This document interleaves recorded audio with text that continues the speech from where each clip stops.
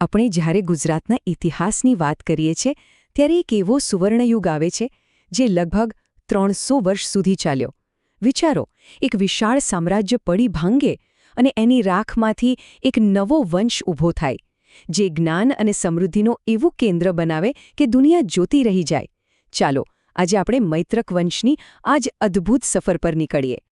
ઇતિહાસમાં આ સવાલ હંમેશા પૂછાય છે, ખરું ને? જ્યારે કોઈ મહાસત્તા તૂટી પડે ત્યારે જે ખાલીપો સર્જાય એને કોણ ભરે છે? ગુજરાતની ધરતી પર એ સમયે એ નવી તાકાત કોણ હતી? અને જવાબ છે મૈત્રક રાજવંશ. અને એમણે ખાલી સત્તાનો ખાલીપો નહોતો ભળ્યો. ના, એમણે તો ગુજરાતને જ્ઞાન, વ્યાપાર અને સ્થિરતાના એક એવા શિખર પર પહોંચાડ્યું જેની છાપ આજે પણ ઇતિહાસના પાના પર અકબંધ છે. તો ચાલો શરૂઆતથી શરૂ કરીએ. દરેક મહાન કહાણીની જેમ આની પણ એક શરૂઆત છે. કેવી રીતે આ રાજવંશનો પાયો નંખાયો અને કોણ હતું એ વ્યક્તિ જેણે આ વિશાળ સામ્રાજ્યનું પહેલું બીજ રોપ્યું? આ કહાણીનો નાયક હતો એક સેનાપતિ, નામ સેનાપતિ ભટ્ટારક. એ શક્તિશાળી ગુપ્ત સામ્રાજ્યમાં એક મોટા સેનાપતિ હતા. પણ જ્યારે સામ્રાજ્ય નબળું પડ્યું ત્યારે એમણે એક દૂરંદેશી ભર્યો નિર્ણય લીધો. એમણે પોતાની રાજધાની ગિરિનગરથી ખસેડીને વલભીમાં સ્થાપી. અને આ જ વલભી, આજનું ભાવનગર, ભવિષ્યમાં જ્ઞાન અને વ્યાપારનું વિશ્વસ્તરીય કેન્દ્ર બનવાનું હતું. આ બધી માહિતી આપણને ક્યાંથી મળે છે? તો એમના તામ્રપત્રો અને યુએન સાંગ જેવા પ્રવાસીઓના લખાણોમાંથી. 300 વર્ષ! વિચારો તો ખરા, આ કોઈ નાનું સૂનો સમયગાળો નથી. આ મૈત્રક વંશની તાકાત અને સ્થિરતાનો સૌથી મોટો પુરાવો છે. અને આ 300 વર્ષમાં એમણે માત્ર શાસન જ નથી કર્યું. જુઓ, બીજી જૈન સંગીતનું આયોજન કર્યું, યુએન સાંગ જેવા આંતરરાષ્ટ્રીય પ્રવાસીનું સ્વાગત કર્યું. એ સમયના ગ્લોબલ સ્ટેજ પર એમણે ગુજરાતને કેન્દ્રમાં લાવી દીધું હતું. સારું, તો હવે વાત કરીએ એ શાસકોની, એ રાજાઓની, જેમના કારણે મૈત્રક વંશ એના સુવર્ણ શિખરે પહોંચ્યો, જેમની દૃષ્ટિ અને શક્તિએ ગુજરાતના ઇતિહાસને એક નવો આકાર આપ્યો. આ યાદીમાં પહેલું જ નામ બહુ રસપ્રદ છે, ધ્રુવસેન દ્વિતીય. એક એવા રાજા જે તલવારની તાકાત તો સમજતા હતા, પણ એમનો અસલી દાવ તો કૂટનીતિ પર હતો. સંબંધો બાંધીને રાજ્યને કેવી રીતે મજબૂત બનાવાય એ કળા એમને આવડતી હતી. એમની સૌથી મોટી ચાલ શું હતી ખબર છે? એમણે ઉત્તર ભારતના સૌથી શક્તિશાળી સમ્રાટ હર્ષવર્ધનના જમાઈ બનવાનું નક્કી કર્યું.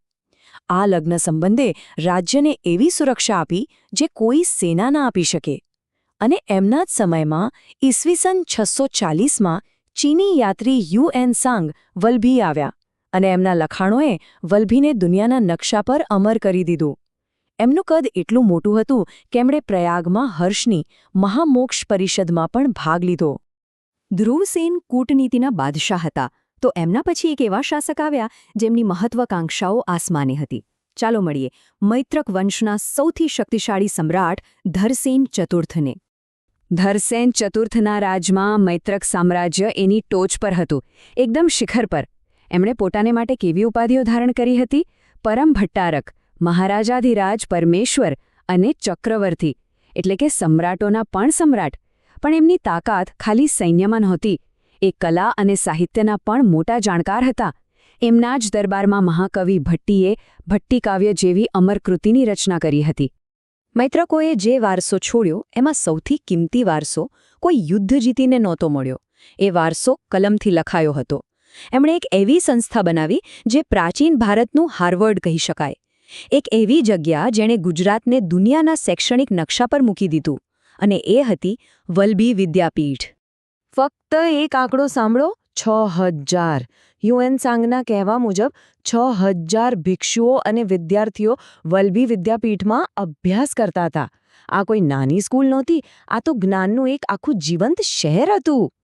જ્યારે પણ આપણે પ્રાચીન ભારતની યુનિવર્સિટીઓની વાત કરીએ એટલે નાલંદાનું નામ તરત યાદ આવે. અને સાચું પણ છે. પણ એ જ સમયે પશ્ચિમ ભારતમાં, ગુજરાતમાં નાલંદાની બરાબરીમાં એક બીજી મહાન વિદ્યાપીઠ ઊભી હતી, વલભી. ફરક એ હતો કે નાલંદા મહાયાન બૌદ્ધ ધર્મનું કેન્દ્ર હતું, જ્યારે વલભી હીનયાન પંથનો સૌથી મોટો અને પ્રતિષ્ઠિત ગઢ હતો, એકબીજાના કટ્ટર પ્રતિસ્પર્ધી. વલભી કેમ આટલી ખાસ હતી? કારણ કે અહીં સ્થિરમતી અને ગુણમતી જેવા દિગ્ગજ આચાર્યો હતા.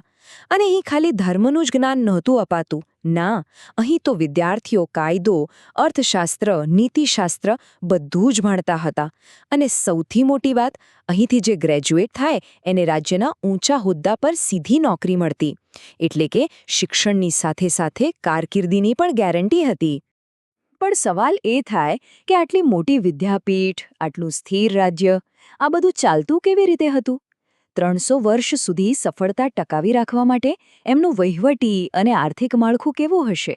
ચાલો એના પાયામાં ડોક્યું કરીએ. જો મૈત્રકોએ બહુ હોશિયારીથી ગુપ્ત સામ્રાજ્યની જે સફળ વહીવટી સિસ્ટમ હતી એને જ અપનાવી લીધી. આખા રાજ્યને આજના પ્રાંત, જિલ્લા અને ગામની જેમ ભુક્તિ, વિષય અને ગ્રામમાં વહેંચી દીધું હતું. દરેકનો એક વડો અધિકારી હોય, એકદમ વ્યવસ્થિત માળખું. કોઈ પણ રાજ્યની તાકાત એની તિજોરીમાં હોય છે, અને મૈત્રકોની તિજોરી છલ્લોછલ હતી. એના 2 મુખ્ય કારણો હતા.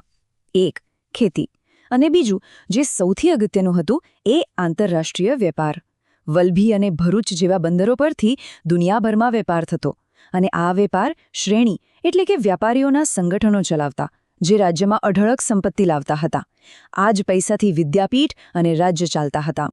મૈત્રક રાજાઓની સફળતાનું એક મોટું રહસ્ય એમની ધાર્મિક નીતિમાં છુપાયેલું છે. રાજાઓ પોતે તો શિવજીના પરમ ભક્ત હતા, એટલે કે પરમ માહેશ્વર હતા. પણ એમણે ક્યારેય બીજા ધર્મોની અવગણના ન કરી. ઉલટાનું, એમણે રાજ્યના ખર્ચે બૌદ્ધ વિહારો અને જૈન દેરાસરોને મોટા પાયે દાન આપ્યું. આ જ સર્વધર્મ સંભાવની નીતિએ રાજ્યમાં 300 વર્ષ સુધી શાંતિ જાળવી રાખી. પણ કહેવાય છે ને કે દરેક શરૂઆતનો એક અંત હોય છે. ઇતિહાસ એનો સાક્ષી છે. 300 વર્ષના ભવ્ય અને સુવર્ણ શાસન પછી મૈત્રક સામ્રાજ્યના અંતિમ પ્રકરણની શરૂઆત કેવી રીતે થઈ? આ કહાણીનો અંત ઘણો દુઃખદ છે. બધું બરાબર ચાલી રહ્યું હતું અને ત્યાં જ ઉત્તરમાંથી એક મોટો ખતરો આવી પહોંચ્યો. એક ભયાનક હુમલો. અને જાણે બહારનો દુશ્મન ઓછો હોય એમ લોકવાયકા તો એમ પણ કહે છે કે ઘરના જ કોઈ ભેદીએ સાથ છોડ્યો. અંદરથી એક વિશ્વાસઘાત થયો, જેણે દુશ્મનો માટે શહેરના દરવાજા ખોલી નાખ્યા. અને બસ આ રીતે એક યુગનો અંત આવ્યો. મૈત્રક વંશના છેલ્લા શાસક હતા શિલાદિત્ય સાતમા. લગભગ ઈસવીસન 788માં સિંધના આરબ શાસકોએ વલભી પર આક્રમણ કર્યું. એ ભીષણ યુદ્ધમાં રાજા માર્યા ગયા અને સોના જેવી રાજધાની વલભી આગની જ્વાળાઓમાં રાખ થઈ ગઈ. અને એની સાથે જ 300 વર્ષ જૂના રાજવંશનો કરુણ અંત થયો. આજે પણ આ સવાલ ઇતિહાસના પાનામાં ગુંજે છે. વિચારો, 300 વર્ષ સુધી વલભી જ્ઞાન અને સંપત્તિનું કેન્દ્ર હતું. જ્યારે એની વિદ્યાપીઠ, એના પુસ્તકાલયો સળગ્યા હશે, ત્યારે એ આગમાં માત્ર ઇમારતો નહીં, પણ કેટલું અમૂલ્ય જ્ઞાન હંમેશ માટે ખોવાઈ ગયું હશે. કયા ગ્રંથો, કયું વિજ્ઞાન, કઈ કલા એ રાખ નીચે હંમેશ માટે દટાઈ ગઈ હશે. ભલે વલ્લભી શહેર આજે ભૌતિક રીતે આપણી વચ્ચે નથી, પણ મૈત્રક વંશનો એ વારસો, એ સુવર્ણ યુગ આજે પણ ગુજરાતના ઇતિહાસમાં ગર્વભેર જીવંત છે. આ માહિતી અને વિશ્લેષણ જામનગરના ડોક્ટર સંજય પરમારના સંશોધન પર આધારિત છે.